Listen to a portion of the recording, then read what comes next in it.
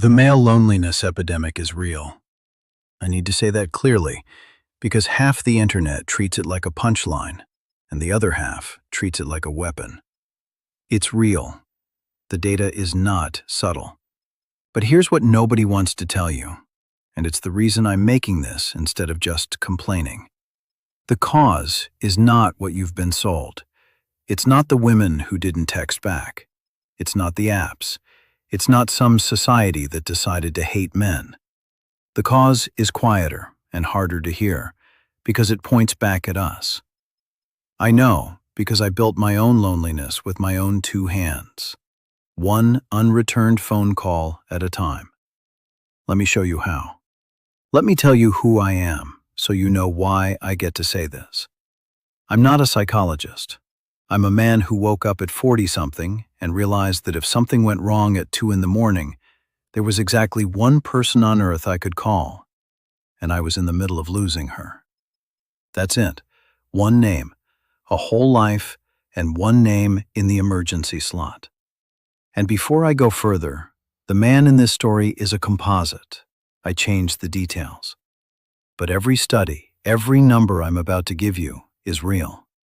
This is not a rant about how hard men have it.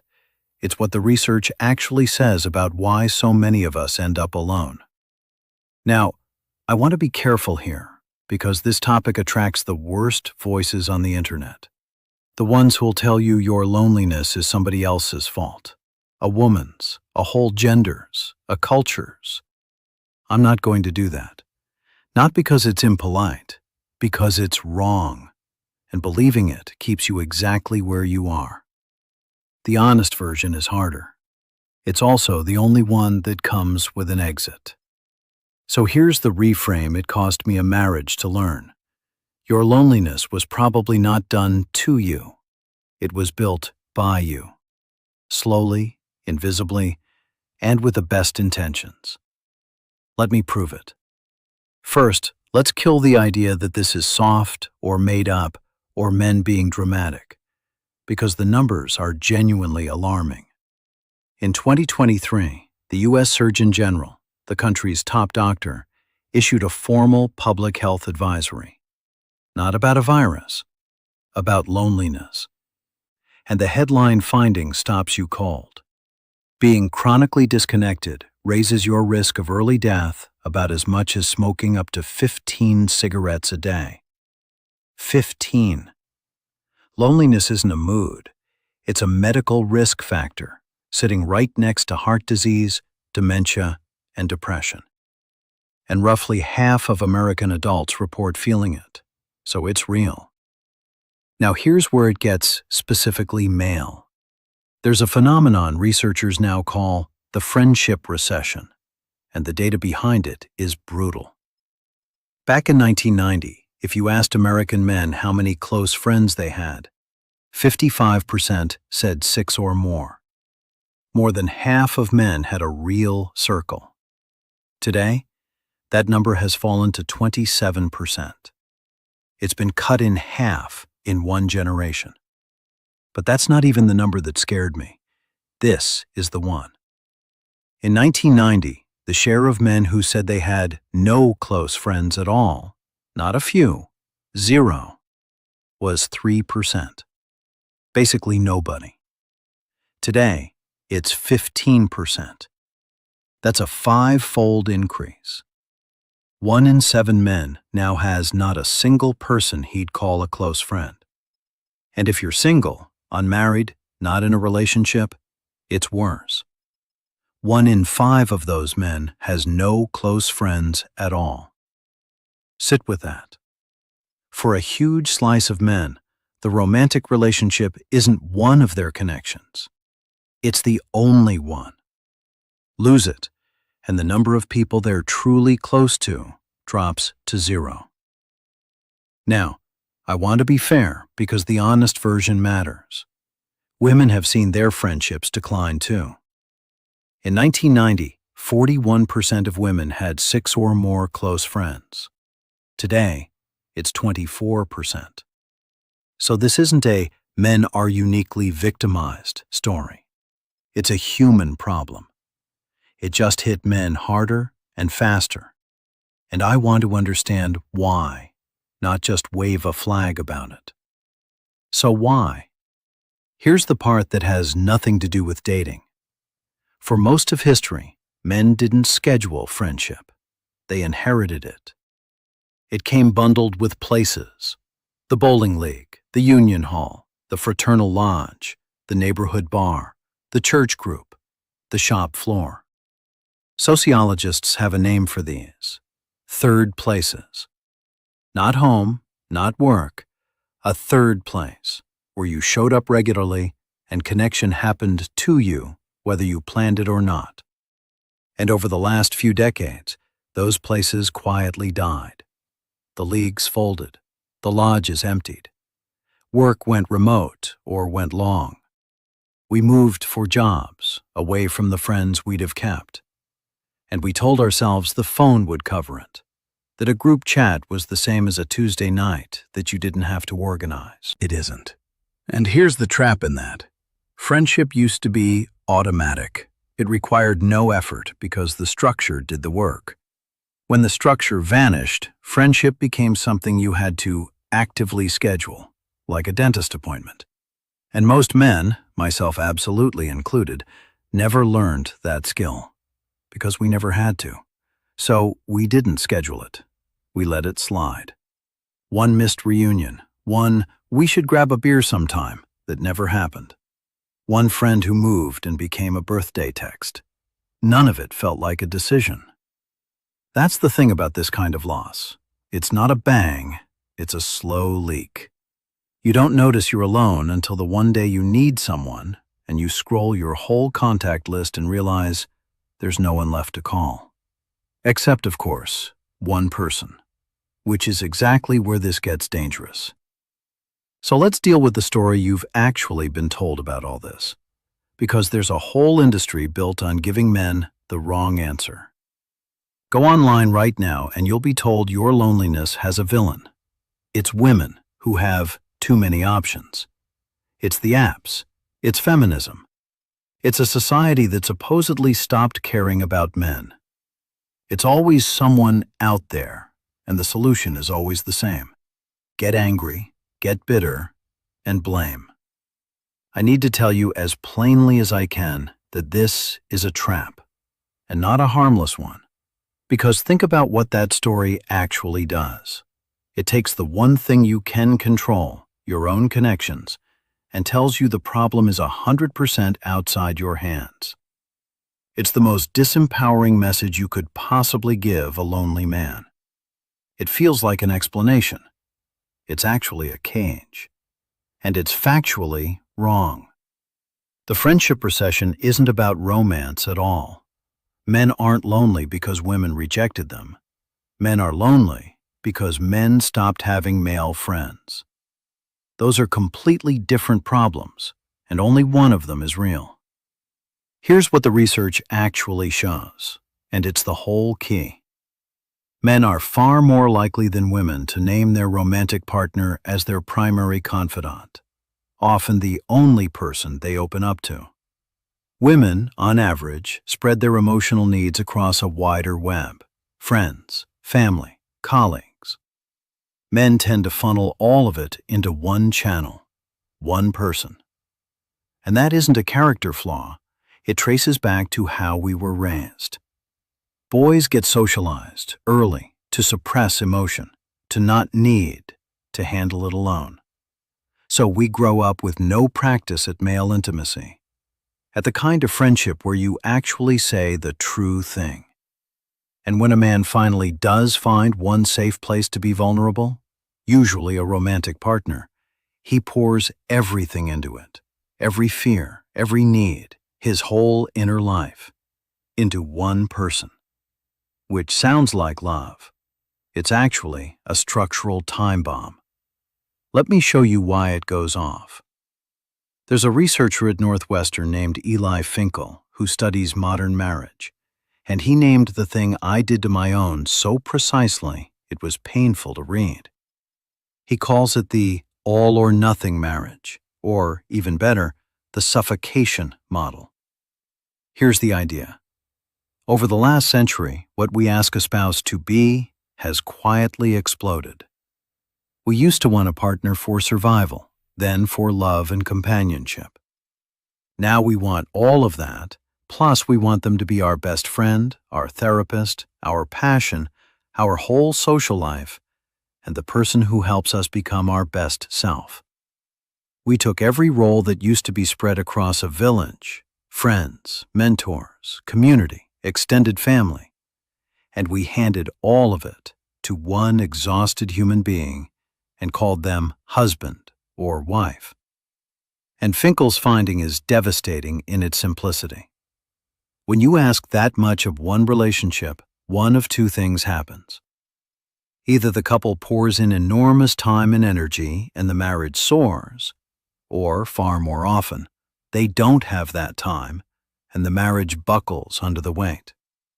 His words: lethargy, conflict, and, eventually, divorce. Now, layer that on top of everything I just told you about male friendship, and you see the trap close. Because for a man with no close friends, 1 in 7 of us, the romantic partner isn't just being asked to be a great spouse. She's being asked to be his only friend, his only confidant, his only source of comfort, his only emergency call, his entire social world, all at once. It's not a marriage anymore. It's a life support system with one power cord. And I want to be honest about what that feels like from the inside, because it does not feel like a problem. It feels like devotion. You're my everything. I don't need anyone else. You're the only one who gets me. We say these things like they're the highest compliments, and she hears them, at first, as love. But live inside it a few years and "you're my everything" becomes a weight no human being can carry. She can't be your wife and your only friend, and your therapist, and your whole reason to leave the house. Nobody can. When one person is responsible for 100% of your emotional needs, there's no slack in the system. Every bad day of yours lands entirely on her. Every need you have, she has to meet, because there's no one else. She can never clock out because you gave her no coworkers. That's the confession in this video. I didn't stop having friends because my marriage was struggling. My marriage struggled, in part, because I'd stopped having friends. I'd handed one woman a job meant for a whole community and then quietly resented her for buckling under it. I called it closeness. It was really just weight. And here's the cruel mechanics of it, the part Finkel's research makes clear. The very thing that would have saved the marriage is the thing loneliness had already taken from me. The solution to the suffocation trap is not to need your partner less in some cold way. It's to spread your needs back out, to have friends who carry some of it, a life that exists slightly outside the relationship, other people to call at 2 in the morning. A partner who isn't your entire world can actually breathe. A marriage with some air in it doesn't suffocate. But you can't distribute your needs across a network you no longer have. By the time I understood the problem, the friends who would have taken some of that weight were a decade of unreturned calls in the past. I dismantled my own support system, plank by plank, and then handed the entire load to the one relationship least able to survive it. And this is where I have to be fair, because it's the part the bitter voices will never say. None of this makes her the villain. She didn't isolate me. She didn't take my friends. I let them go, long before she ever arrived. And then I asked her to be all of them at once. If anyone put unfair weight on that marriage, it was me, dressed up as a man who just loved his wife a lot. The loneliness didn't come from losing her. The loneliness was already there. She was just the one wall I'd built my whole life against. And walls like that don't hold forever. So let's talk about what happens when that one wall comes down. Because this is where the loneliness epidemic and the divorce become the same story. When a marriage ends, everyone expects heartbreak. That's normal. That heals. But for a man who made his partner his entire social world, divorce isn't just heartbreak. It's the sudden deletion of every human connection he had, all at once. You don't lose a wife. You lose your best friend, your therapist, your social life, and your emergency contact, because they were all the same person. And the data on this is genuinely frightening. Divorced and separated men carry the highest risk of serious mental health outcomes: depression, substance abuse, and suicide. Higher than divorced women, higher than widowers. Researchers point to a few reasons: separation from their kids, and an intense, sudden collapse of social support. That phrase stopped me cold when I read it. Collapse of social support. Because you can only collapse a structure you built too tall on one beam. And here's the tell, the saddest, clearest proof of the whole trap. Studies find that the single most effective thing at fixing a divorced man's loneliness is finding a new partner. Not friends, not community, a new her. Because a new partner is the only tool he ever learned to use. He goes straight back to the same strategy that broke him. One person, carrying everything, because he never built anything else. That was almost me. In the worst of it, every instinct I had said, just find someone new. Fill the hole with another single person. And I understood, finally, that this wasn't recovery. It was the disease asking for another dose. Here's the quiet moment I want you to sit in. It wasn't the divorce papers. It was a random Sunday, months later, when something good happened, small but good, and I went to reach for my phone to tell someone. And I scrolled. And I scrolled. And there was, genuinely, no one. Not because people had abandoned me. Because 15 years earlier, I'd stopped watering every friendship that wasn't her, and they had quietly died of neglect, and I'd never noticed the garden going brown. That's the real cost. Not the settlement, not even the marriage. It was standing in the wreckage and realizing the loneliness wasn't something the divorce did to me. The divorce just switched on a light in a room that had been empty for years. And I want to say this directly to the man who needs it. If you're in that room right now, the way out is not another single person to carry everything. It's the slow, unglamorous work of building more than one wall. It's the least romantic advice in the world. It's also the only thing that would have saved me. So if you take nothing else from a stranger who learned this the hard way, take these 3 things. First, stop believing the story that your loneliness is someone else's fault. I know it feels true, and I know there's a whole internet ready to sell it to you. But every minute you spend blaming women or apps or the culture is a minute you're not doing the one thing that works, which is reaching back out. The blame feels like power. It's actually the lock on the door. Second, do the unmanly, awkward thing. Text the friend you let drift, not with a speech, just thinking of you, let's grab a beer. Schedule it, because nobody's going to schedule it for you anymore. The leagues and the lodges aren't coming back. Friendship is now a thing you build on purpose, like going to the gym. It feels forced at first. So does every good habit. Third, and this is the one that protects everything else, do not make one person your entire world. Not out of coldness, out of love. A partner who isn't carrying 100% of your inner life is a partner who gets to breathe, in a relationship with room to last. Spread the weight. It's better for you, and it's better for her. The male loneliness epidemic is real, but the cause was never out there. For most of us, it's a slow, quiet choice we made without noticing, and that means it's a choice we can start unmaking today. So let me ask you, Who's the friend you've been meaning to call for months? Be honest. Then close this and actually call him.